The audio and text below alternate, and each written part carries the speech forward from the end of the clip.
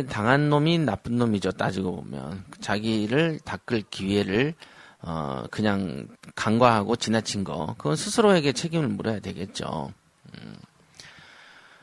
자, 부동산을 가치를 평가하는 눈, 이거는요 자기 나름대로 누구나 갖고 있습니다. 누군들 손해를 볼지도 모르겠다고 생각하면서 투자를 하겠습니까? 다들 잘 될 것이다 라고 생각하고 확신을 했겠죠? 하지만 결과는 냉정합니다. 이 눈을 얻어야 합니다. 이 눈을 신미안이라고도 하겠습니다.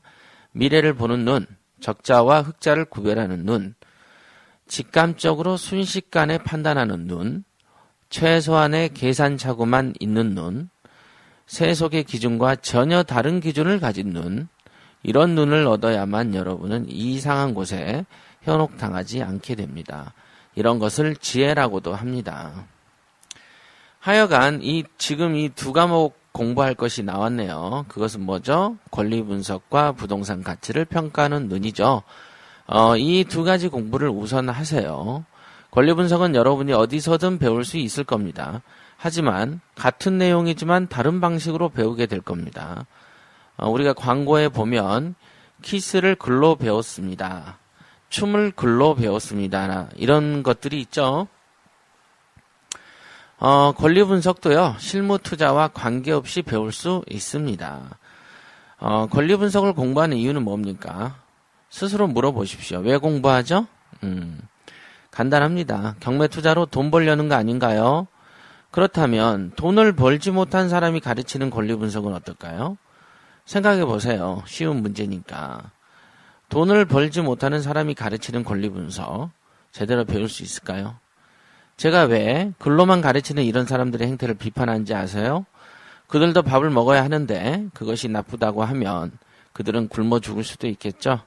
물론 저의 영향력이 그 정도로 크지는 않겠지만 여러분들이 보시기에 제가 융통성도 없고 도덕적인 결벽주의자로 보이시나요?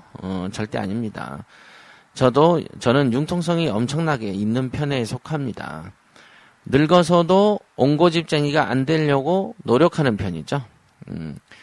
가능한 한 많은 기회를 열어놓으려고 하고 우리가 인식하는 세상 이외에 또 다른 세상이 있다는 것도 알고 있고요.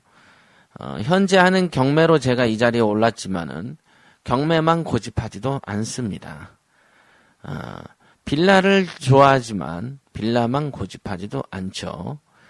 토지를 싫어한다, 토지를 조심하십시오라고 하지만 제가 가진 임야와 대지 이런 게 웬만한 사람보다 훨씬 많습니다. 예. 하지만 왜 토지에 대해서 이러저러하게 얘기하는지는 나중에 한번 말씀드릴게요. 뭐든 투자에는 원칙이 있죠. 원칙이. 제가 왜 글로 가르치는 사람을 자꾸 이렇게 비판을 하냐면요. 진짜도 아니고 진짜에 근접하지도 않는 사람들이 다수의 무지한 사람들에게 잘못된 길로 인도하는 경우가 너무 많기 때문이죠.